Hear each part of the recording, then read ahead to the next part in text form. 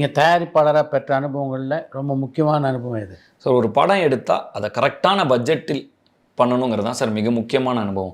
கரெக்டான பொருளில் ஒரு படத்தை பண்ணிட்டோம்னா அந்த படத்தை சரியான வகையில் வெளியில் கொண்டு வந்து நிறைய பேர் கொண்டு போய் சேர்த்தவும் முடியும்.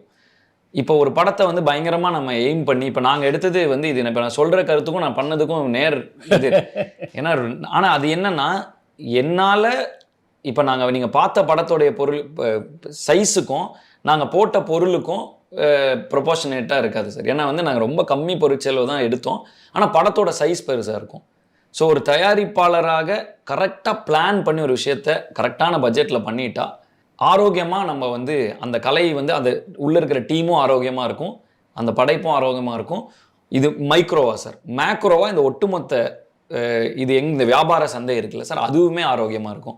ஸோ நான் வந்து தயாரிப்பாளரோட முக்கிய பொறுப்பாக பார்க்குறது ப்ரீ பிளான் பண்ணுறோம்ல சார், அதனால மட்டுமே தான் சார் நான் கடைசி உலகப்போர் வந்து எனக்கு ஒரு பிரேக் ஈவன் படமாக அமைந்ததுக்கு ஒரே காரணம் அதை நான் வந்து ப்ரீ பிளான்டாக அந்த பொருட்செலவில் அவ்வளோ பெரிய படத்தை ஆனால் கரெக்டான பொருள் எடுத்ததுனால மட்டுமே தான் சார் அது சேஃப். சரி, நான் ரெகுலர் மார்க்கெட் சைஸை விட டபுள் த சைஸில் எடுக்கிற படம். ஸோ அந்த சேஃப்டிக்கு மிக முக்கிய காரணம் வந்து அழகாக அதை பிளான் பண்ணி எக்ஸிக்யூட் பண்ணது தான். ஸோ ஒரு ப்ரொடியூசராக மிக முக்கியம் இந்த எந்த பட்ஜெட்டில் பண்ண போகிறோம், அதை எப்படி பண்ண போகிறோம், எந்த காம்ப்ரமைஸும் எப்படி பண்ண போகிறோங்கிறது தான் இருக்கிறதுலே மோஸ்ட் இம்பார்ட்டண்ட்டுங்கிறத நான் நினைக்கிறேன் சார்.